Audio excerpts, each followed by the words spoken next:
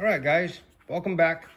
So I'm moving along on this Cougar funny car build, and I've got it under primer.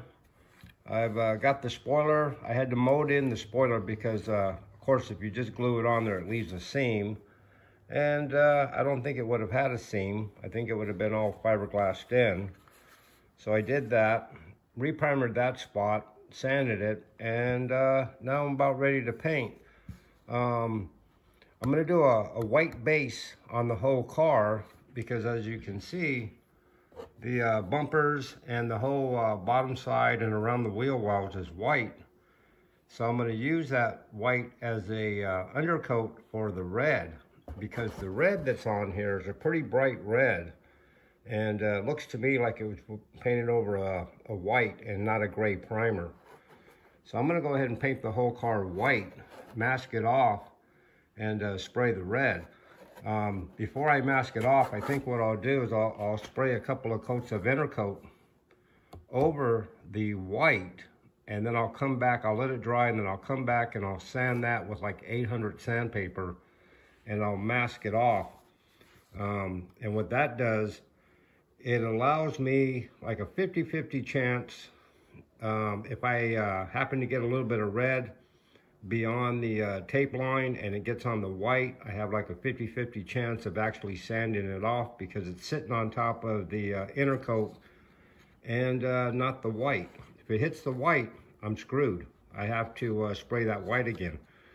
In all reality, the best thing would be to spray the white and then give it a coat of the 2K clear, because that'd give you way better odds than 50-50 chance of getting any red overspray off the white.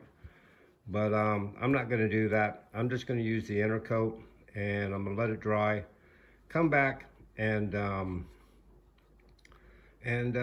mask it off and shoot the red part of it.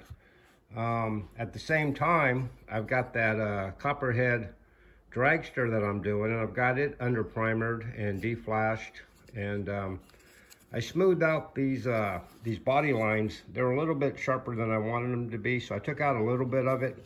I also reworked the nose of this, where I kind of wrapped it back around the bottom of it, and not so pointy in the front. So anyways, I think I'll do that in a pearl white base and put it under a coat of clear, and then we'll come back with that and we'll lay out some kind of graphics or something on it, and add a little color to it. So let me get this under white and this little piece under white, and I'll be right back with you guys. All right, give me a sec. All right, guys, so now I've got it under, I don't know, two and a half coats of white, and then about probably 2.5 coats of Intercoat clear. And this is the Intercoat clear that I like to use. It's what I'm calling Intercoat clear, a lot of people call a base maker or a binder.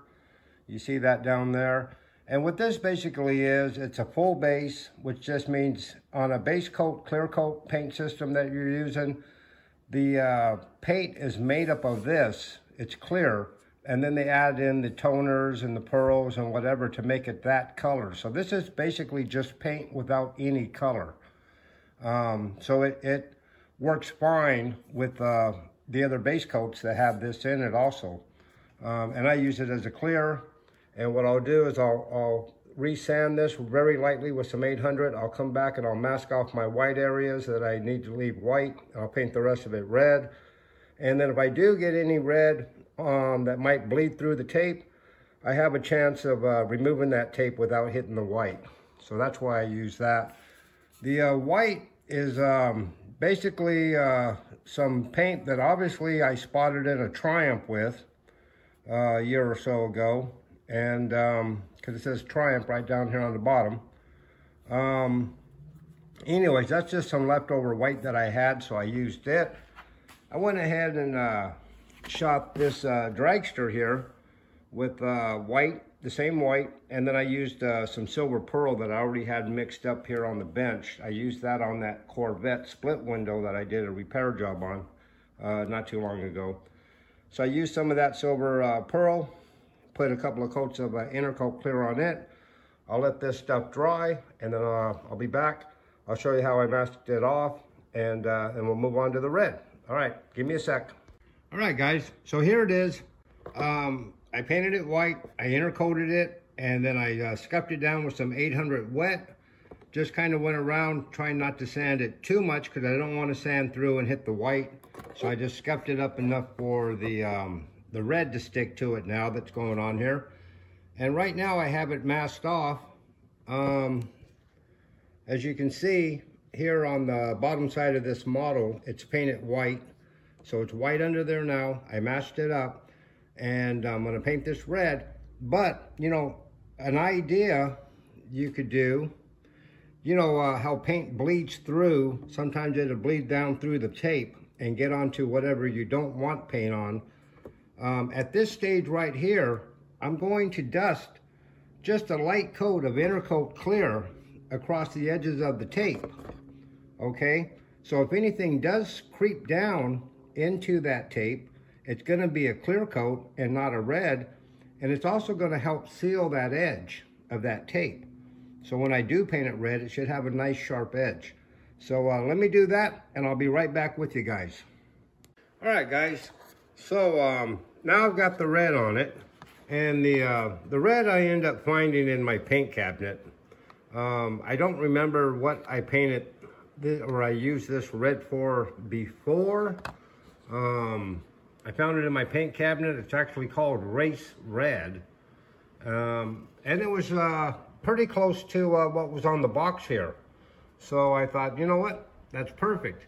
And there just happened to be just enough red in here to paint this model. So I lucked out there. As you can see, you know, where I was explaining before, where I taped it off, and then I sprayed that Intercoat Clear on there to leave a nice sharp edge instead of a, you know, a red that bled through the edge of the tape. And now you got a bunch of, you know, not a sharp line, just red bleeding through, and you don't want that.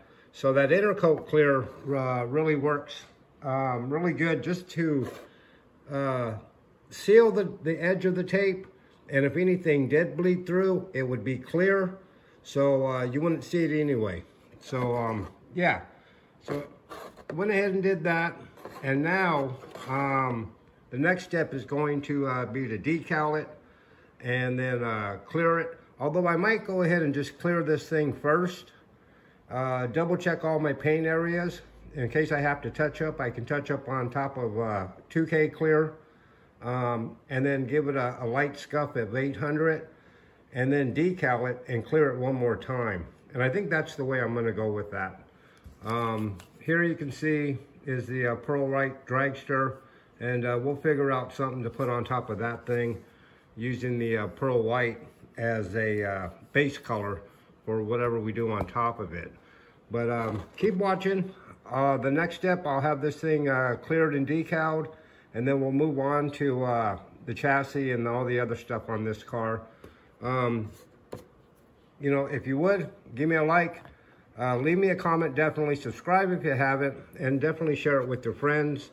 And I will see you on the next one very shortly. All right, thanks a lot.